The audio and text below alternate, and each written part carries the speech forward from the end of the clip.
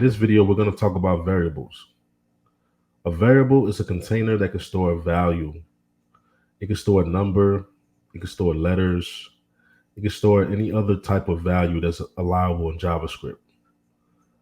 So in order to wrap your mind around it, think about variables as a bucket that you can store any number of items in there.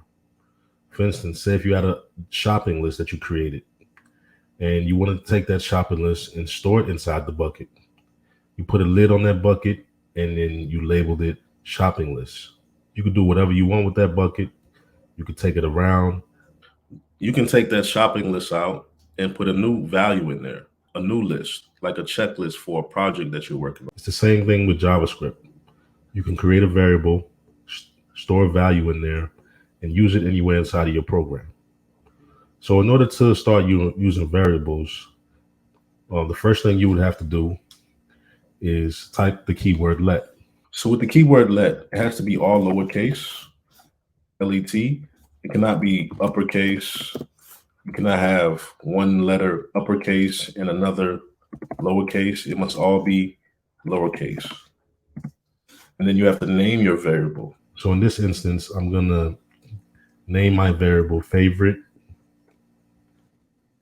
food. And when creating variables, you can't have a space in between. And I'm following this convention where the first letter of the word is lowercase, and then every first letter of every word that comes after is uppercase. This is called camel casing. It's convention in programming. So you should follow this convention because pretty much everyone else is following it, and it's the standard. And followed by an equal sign. Now this equal is the value we're going to assign our variable with. So in this instance, I'm going to assign it the value of my favorite food, which is pizza. So in order to do that, what I did was press shift, well, basically just quotes and pizza. That's it. And then semicolon. And then what we're going to do is I'm going to log this to my terminal. I did before. So I could put favorite food in here. And then I could go down to my terminal. And then I could type node script.js. And I am able to log pizza to the terminal. So with variables, I could also reassign it a different value.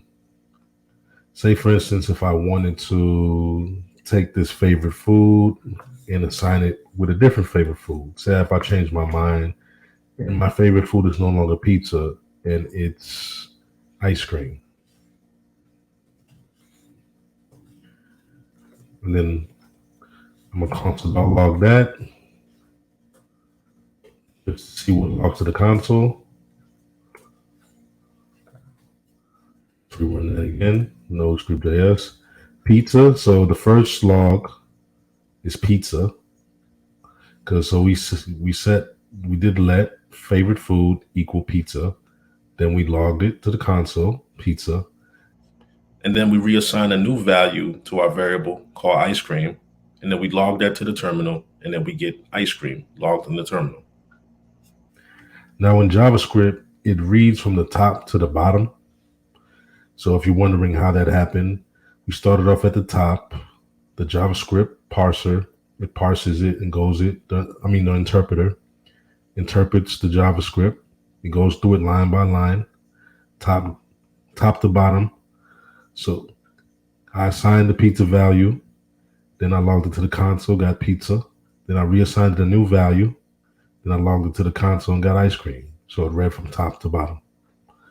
Now, what I want you to do, I want you to create 3 variables.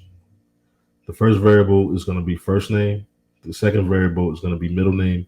The third variable is going to be your last name. I want you to pause this video, create those 3 variables, and then come back and I'll show you how I did it myself. So I'm glad to see that you paused the video. Now I'm going to show you how to create those 3 variables. So the first variable I told you to create was first name. And my first name is Jerry. And the second name,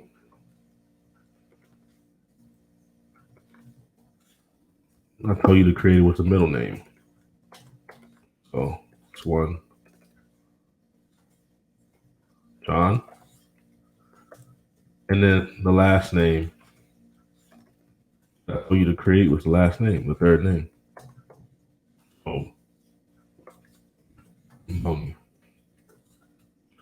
So